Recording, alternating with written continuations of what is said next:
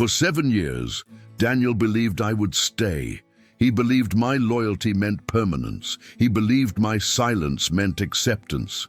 So when he chose someone else, someone he thought was better, he expected me to break quietly and disappear from his life. What he never expected was that the moment he replaced me would be the moment I finally saw clearly, because I wasn't the woman who could be replaced. He was the man who mistook love for certainty and would soon learn the cost of that mistake. Emily was 30 years old when her life cracked open. Not loudly, not dramatically. It happened the way most painful realizations do, slowly, and then all at once. She had been with Daniel since she was 23. 7 years of building a life around someone she believed was her future. 7 years of choosing us, even when it meant losing parts of herself. In the beginning, Daniel made her feel chosen. He was attentive, confident, full of plans. He spoke about the future as if it were already written, and she was in it. Emily trusted that certainty. She confused confidence with commitment. Their first apartment was small, imperfect, and full of promises they hadn't yet learned how to keep. They stayed up late on the couch, legs tangled, dreaming out loud. Trips they would take, careers they would build, a life that seemed already written. Daniel liked how much Emily believed in him, how she listened, how she encouraged him when he doubted himself. Emily liked how confident he seemed, how sure, how protected she felt beside him. In those first years, Daniel did make her feel chosen. He held her hand in public, introduced her proudly, spoke of her as if she were permanent. Emily built her sense of safety around that. She supported him through career uncertainty, celebrated his wins louder than her own, adjusted without resentment. When Daniel worked late, she waited. When he was stressed, she softened. When he pulled back, she leaned in. At the time, it felt like love, and maybe it was, in the only way they knew how to love then. Their routines formed quietly. Sunday mornings with coffee and music, weeknight dinners on the floor when they were too tired to cook, inside jokes no one else understood. Emily was attentive by nature. She noticed details. She remembered things. Daniel noticed that she noticed and liked it. By year 2, Emily was already becoming the emotional center of their relationship, the organizer, the stabilizer, the one who sensed shifts before they happened. Daniel relied on that more than he realized. He didn't have to remember everything. Emily did. He didn't have to manage emotions. Emily absorbed them. And because nothing was wrong, because there was no betrayal yet, no cruelty yet, Emily never questioned the imbalance. She believed relationships naturally settled into roles. She didn't know that the role she was stepping into was the one that quietly teaches a man he doesn't have to try as hard anymore. By year 3, Daniel began taking her presence for granted. Not consciously, not maliciously, just comfortably. Emily was the one who adapted, the one who adjusted schedules, the one who filled in gaps. Daniel never asked her to shrink, but he benefited from it. And when a man benefits from your self-erasure long enough, he starts believing it's normal. Still, Emily was happy then, or at least she believed she was, because she thought love meant building around someone else, not realizing that the strongest relationships are built beside, not around. The warning signs weren't loud enough to scare her yet. They came disguised as normalcy, as comfort, as this is just how long relationships work. Oh. And so Emily kept giving, not knowing that every time she chose peace over voice, she was teaching Daniel something dangerous, that she would always adjust, that she would always stay. By year 4, something subtle had shifted. Not suddenly, not dramatically, but gradually, like a slow leak that no one hears until the floor is already ruined. It began with small things. Daniel forgot the little rituals they used to cherish. He stopped sending good morning texts, stopped asking if she got home safely, stopped noticing when she changed her hair or wore a new dress. At first, Emily brushed it off. He's just tired. He's stressed. He has a lot on his plate. But exhaustion doesn't make someone indifferent. And stress doesn't make someone cruel. What Daniel didn't realize was that indifference becomes its own language. He spoke it fluently. The emotional erosion came in tiny, almost invisible cuts. When Emily shared something she was excited about, Daniel responded with a flat, cool, or worse, without looking up from his phone. When she told him about an accomplishment at work, he replied with, "Nice, but anyone can do that." When she tried to plan something for the weekend, he said, "I don't know, let's see," which always meant no. He didn't shout, he didn't insult, he didn't cheat yet, not physically, but the micro-humiliations were their own type of betrayal. When she dressed up for a dinner date, he didn't compliment her. He complained that she was taking too long. When she cooked his favorite meal, he said it tasted different. Not bad, but never good enough. When she was quiet, he called her sensitive. When she spoke up, he called her dramatic. Emily felt the shift. Women always feel it first. A woman who once felt seen now felt tolerated. Around this time, Emily noticed something else. Daniel's mood changed depending on whether he had been talking to someone new. There were days he came home distracted, smiling at his phone, almost energized.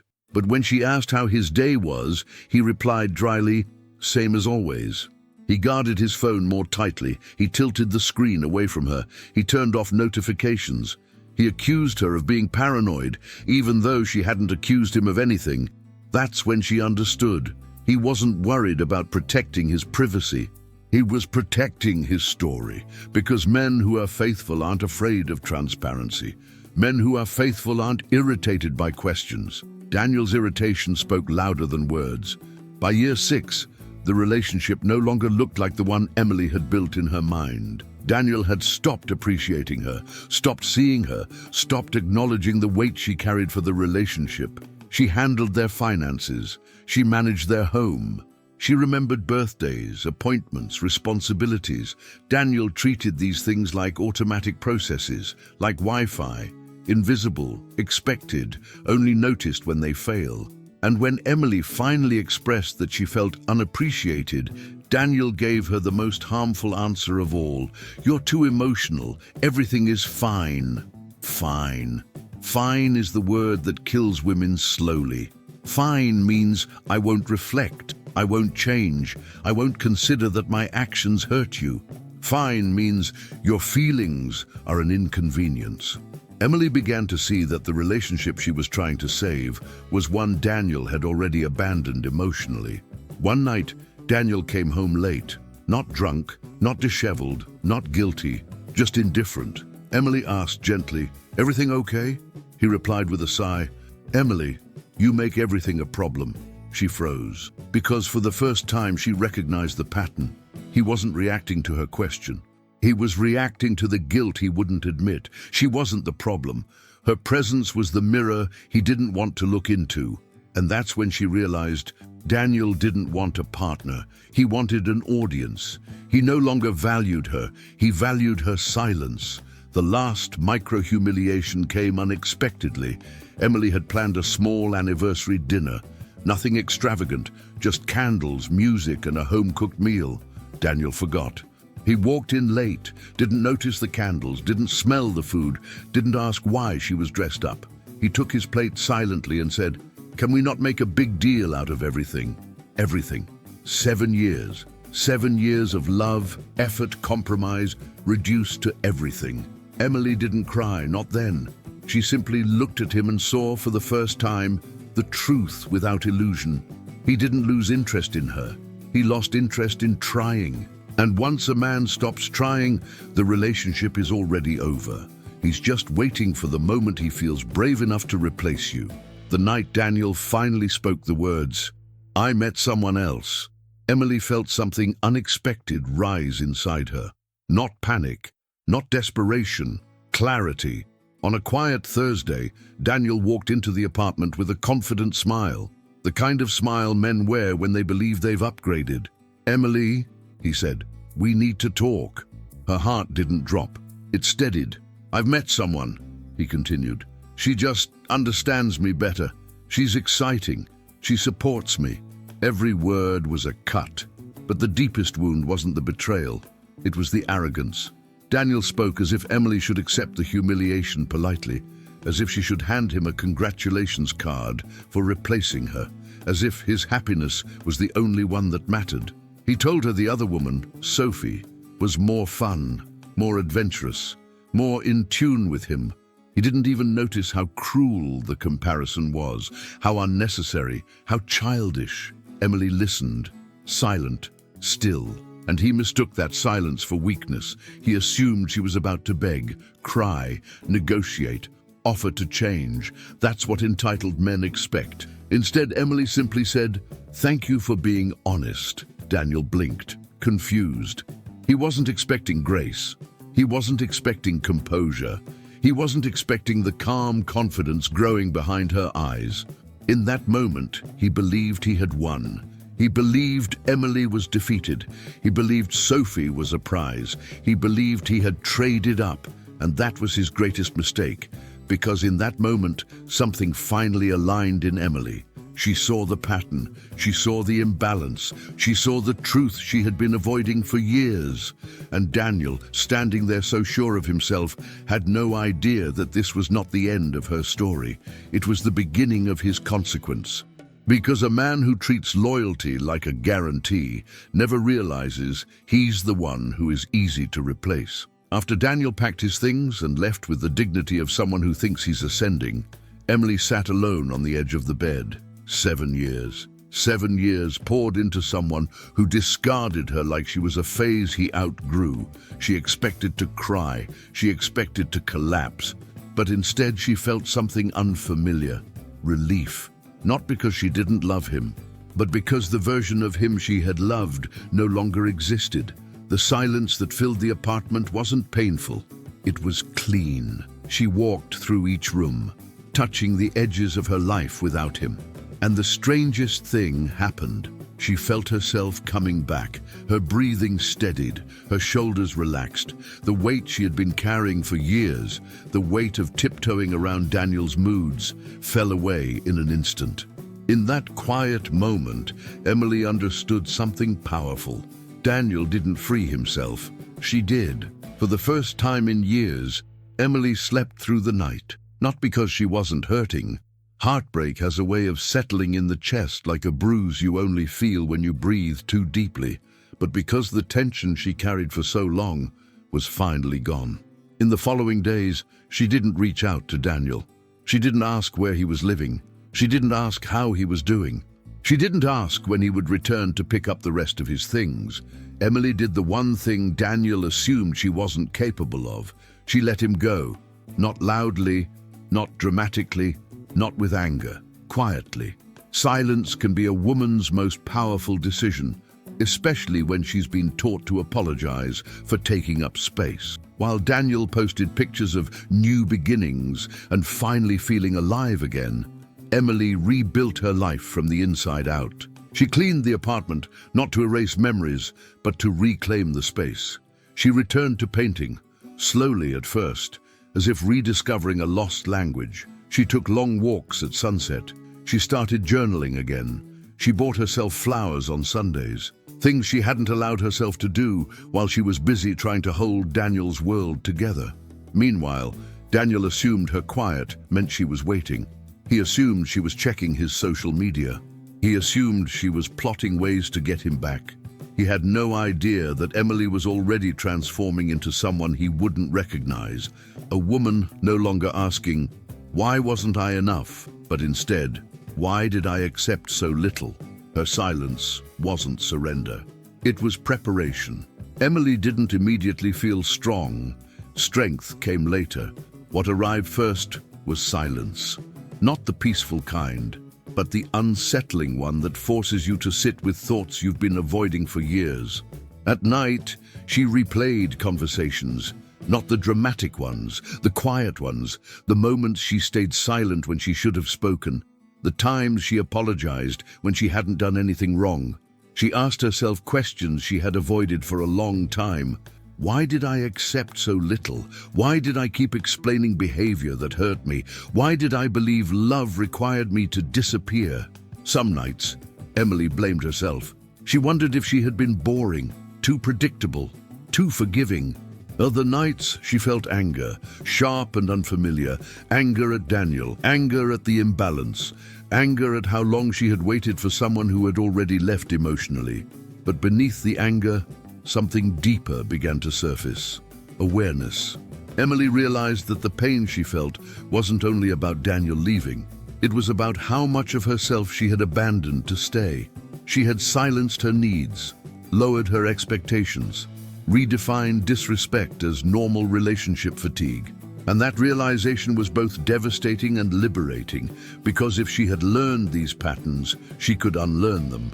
There were moments she felt guilty for healing, guilty for not missing him the way she thought she should, guilty for laughing again, guilty for enjoying peace. Women are taught that suffering proves love, that pain is evidence of depth, that moving on too easily means you never cared. Emily had cared deeply. She had just reached a point where caring for herself mattered more. Still, guilt lingered. Until one day, in a therapy session, she said something out loud for the first time. "I stayed because I thought loyalty would make him love me again." The words hung in the air, and suddenly everything made sense. She hadn't stayed because she was weak. She stayed because she was hopeful. But hope without reciprocity becomes self-betrayal. That truth hurt, but it also freed her. Emily began to reframe the story she had been telling herself. She stopped saying, "He chose someone better," and started saying, "He chose someone easier." Easier to impress, easier to excite, easier to distract, but not deeper, not more loyal, not more grounded. She realized Daniel didn't replace her because she lacked value. He replaced her because he lacked capacity. Capacity to grow, capacity to communicate, capacity to sustain intimacy beyond novelty. That understanding softened the pain, not by minimizing what happened, but by placing responsibility where it belonged. Slowly, Emily reclaimed parts of herself she hadn't noticed were missing. She spoke more honestly, even when her voice shook. She stopped over-explaining. She allowed discomfort instead of smoothing it away. She learned that being calm doesn't mean being silent, that kindness doesn't require self-erasure, that love should expand you, not shrink you. One afternoon, while walking alone through a park, Emily felt something unexpected: pride. Not loud pride, quiet pride. Pride for leaving, pride for choosing herself, pride for not going back when it would have been easier. She understood then that healing wasn't about forgetting Daniel, it was about remembering herself. The final shift came when Emily stopped asking, "Why wasn't I enough?" and started asking, "Why did I stay where I wasn't valued?" That question changed everything. It shifted her focus from rejection to self-respect, from loss to liberation, from abandonment to choice. Emily didn't harden. She didn't close her heart. She simply raised her standards. And that, more than any replacement, more than any apology, more than any closure Daniel could offer, was the moment she truly moved on. Emily's life didn't transform overnight. Healing isn't a switch. It's a slow, steady return to yourself. But as weeks turned into months, she grew into her new life with a grace that surprised even her. She stopped trying to rescue people who didn't want to be saved. She stopped apologizing for the space she occupied. She stopped calling her softness a flaw. She learned to enjoy her own company, to trust her instincts, to say no without guilt, to say yes without fear. She started attending art classes again, the dream she once abandoned because Daniel found it impractical. She traveled with friends. She drank wine on balconies. She read books in cafes alone, not because she was lonely, but because she was comfortable. And one morning, as she stood in front of the mirror brushing her hair, she realized something that made her chest warm. She liked herself. Not the version of her shaped by someone else's approval, but the version born from survival, clarity, and self-respect. Emily didn't need a new relationship to feel complete. She became her own beginning. Daniel's mistake wasn't falling for another woman. People fall out of love. People get confused. People make choices they later regret. No, his mistake was something deeper. He believed Emily's love made her predictable. He believed her softness made her dependent. He believed her loyalty meant she would always be available, no matter what he did or who he chose. He thought Emily would never walk away because she had stayed for so long. But the irony was brutal. The longer a woman endures pain, the more permanent her decision becomes when she finally chooses to leave. 2 months went by.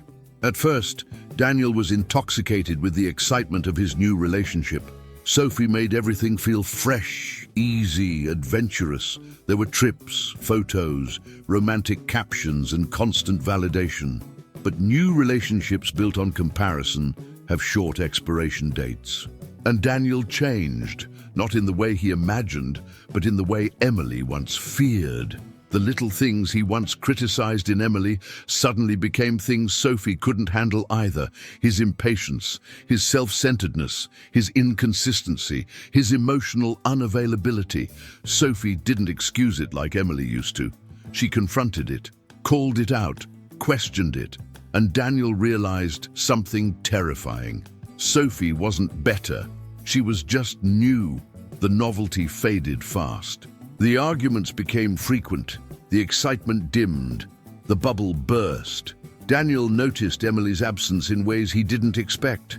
He missed her steadiness, he missed her patience, he missed her presence, the one he used to treat like background noise. He checked her social media. She wasn't posting anything personal, nothing dramatic, nothing emotional, just calm, just growth, just life. Life without him. And that's when he made his second mistake. He reached out. It was a simple message. "Hey, how have you been?" Daniel expected a response within minutes. After all, Emily had always been available, always there, always ready to try again.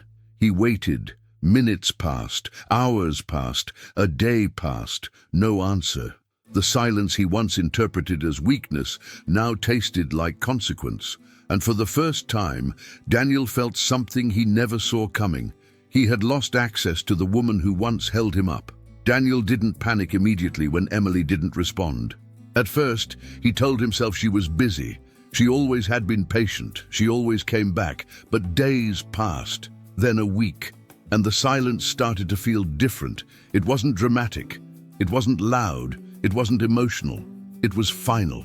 Daniel reread his message more times than he wanted to admit. "Hey, how have you been?" So casual, so careless, as if 7 years could be reduced to one harmless sentence.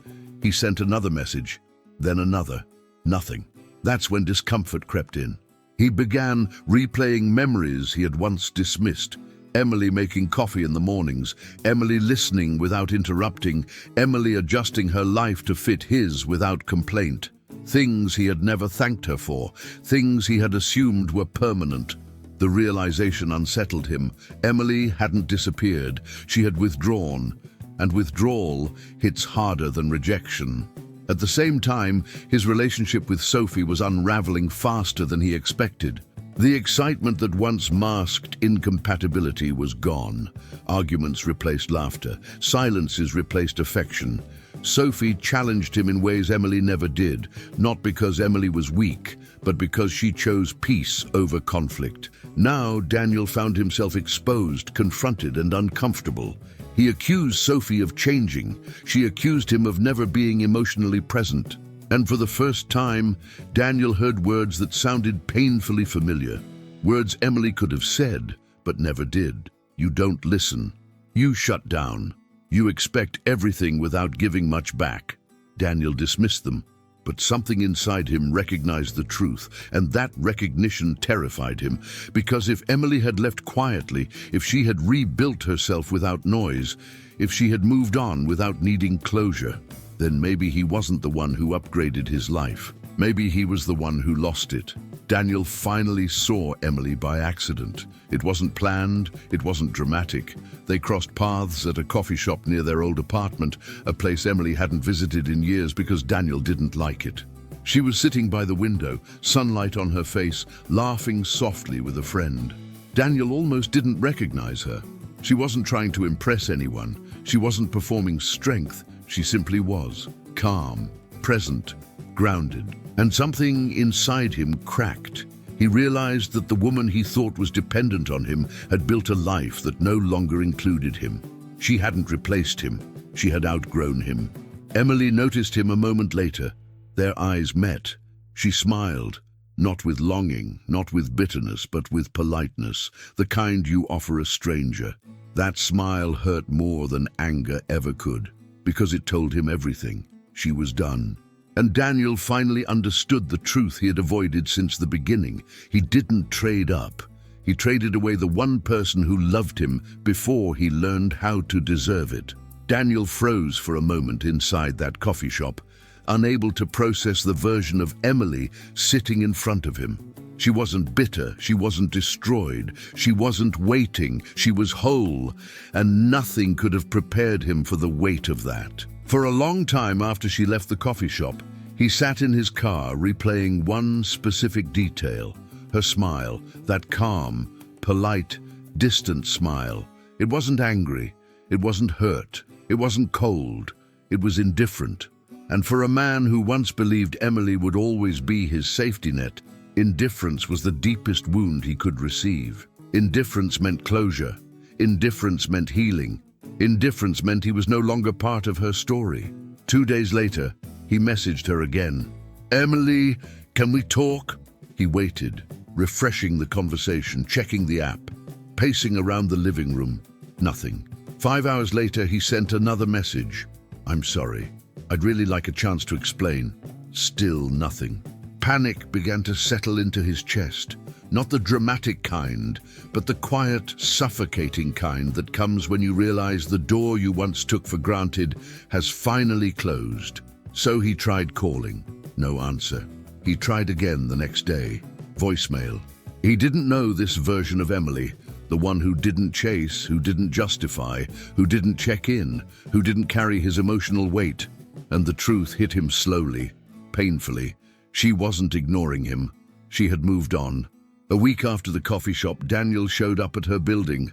Not yelling, not crying, not demanding. He looked tired, smaller, less certain. Emily opened the door halfway. "Daniel," she said softly, "you shouldn't come here." "I know," he replied. I needed to see you." "Why?" He swallowed. There were 100 answers he could give. Excuses, regrets, declarations. But the truth was simpler. "I made a mistake." Emily nodded slowly, not mocking him, not punishing him, just acknowledging a fact that arrived too late. He took a small step forward. She didn't move.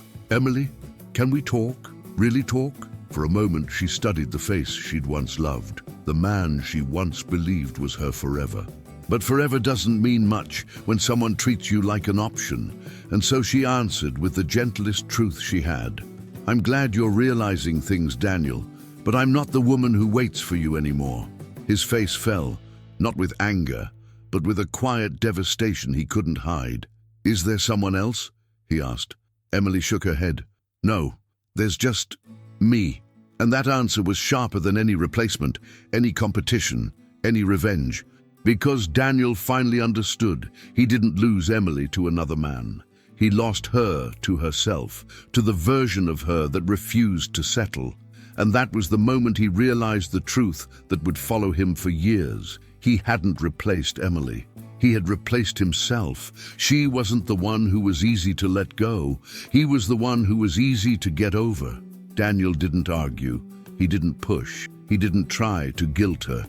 He just stood there in the hallway, staring at the woman he once believed would always be his, the woman he treated like a placeholder, a guarantee, an emotional safety net he assumed would never tear. But guarantees disappear the moment you take them for granted. Emily held the door gently, one hand on the frame. Her posture wasn't cold, it was peaceful. The kind of peace that only comes after choosing yourself for the first time in a very long time. Daniel finally whispered, "I didn't think you'd ever move on from me." Emily blinked, not angry, just honest. "I didn't think I would either," she said, "until the day I stopped trying to prove my worth to someone who couldn't see it." A small, quiet truth. But truths like that stay with men forever. He looked at her, really looked at her, and realized something he had never understood while they were together. Emily didn't glow because she loved him. She glowed despite him. She opened the door a little wider, not to invite him in, but to end the conversation with dignity. "I wish you well," she said simply. It was a goodbye she never got from him. A goodbye she gave to herself. Daniel swallowed hard, nodding once, accepting a reality he could no longer rewrite. And Emily closed the door, not with finality, but with freedom. There is a particular kind of pain that comes from being replaced, not the dramatic kind, not the kind that destroys you violently. It is the quiet pain, the one that whispers, "He found someone better than you. If you were truly valuable, he would have stayed. If you had been more exciting, more beautiful, more impressive, he wouldn't have left." Women carry these thoughts like hidden scars. They don't always say them out loud, but they feel them in the deep, private corners of the heart. Emily felt them too, even after she healed, even after she grew, even after she found peace. This is why her story matters. Not because she overcame Daniel, but because she overcame the part of herself that believed she needed his approval to be whole. Men who replace you quickly are not men who upgraded. They are men who escaped accountability. They are men who confuse novelty with connection, validation with love, attention with admiration. Men like Daniel chase mirrors that reflect back a version of them they want to believe, not the truth, the illusion. Replacing you is not a reflection of your worth. It is a reflection of his limits. A man who abandons you for someone better is not choosing better. He is choosing easier. Someone who hasn't yet learned his patterns, who hasn't yet seen the selfishness behind the charm, who hasn't yet felt the emotional vacuum behind the confidence. Relationships built on novelty always crack the moment reality enters. Emily learned that the hard way, but she learned it. And every woman who has ever been replaced eventually learns it too. There is a version of you that exists beyond heartbreak, a version born not from pain, but from clarity. Clarity that says, "I deserved more. I gave more than I received. I stayed longer than I should have. I thought loyalty would save the relationship, but it only saved him from accountability." Women who leave after being replaced do not walk away empty. They walk away with deeper self-awareness, quieter strength, higher standards, sharper intuition, and a clearer understanding of what love should feel like. Being replaced doesn't reduce your value. It reveals the kind of love you should never accept again. Something powerful happens when a woman realizes her worth was never in how tightly she held someone, but in the dignity with which she lets them go. Emily didn't become stronger because Daniel left. She became stronger because she chose to face herself. She chose to ask the painful questions. She chose to rebuild without rushing. She chose to heal without asking for closure. She chose to love herself in ways she once expected from him. The man who left her for someone better became the man who taught her what she would never again tolerate. And that lesson, though painful, was priceless. Women often think the end of a relationship is the end of the story. It isn't. The real ending is the moment you reclaim yourself, the moment you no longer check his name online, the moment you stop rehearsing what you wish you had said, the moment his absence stops taking up space, the moment you look in the mirror and feel peace where pain used to be.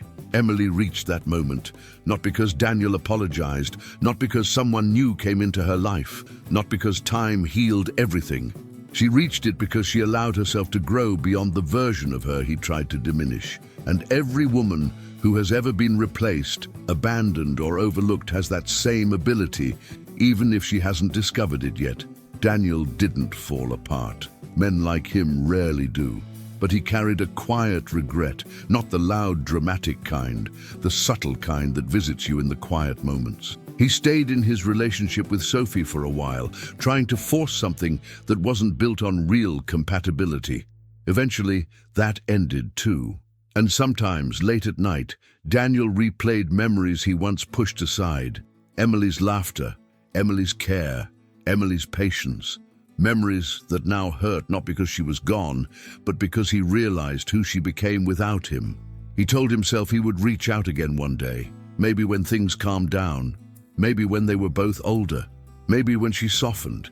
But deep down, he knew the truth. He was no longer part of Emily's future, and he was barely a shadow in her past. That realization stayed with him, not as punishment, but as consequence. Emily didn't win by finding someone new. She didn't win by proving Daniel wrong. She didn't win by becoming harder or colder.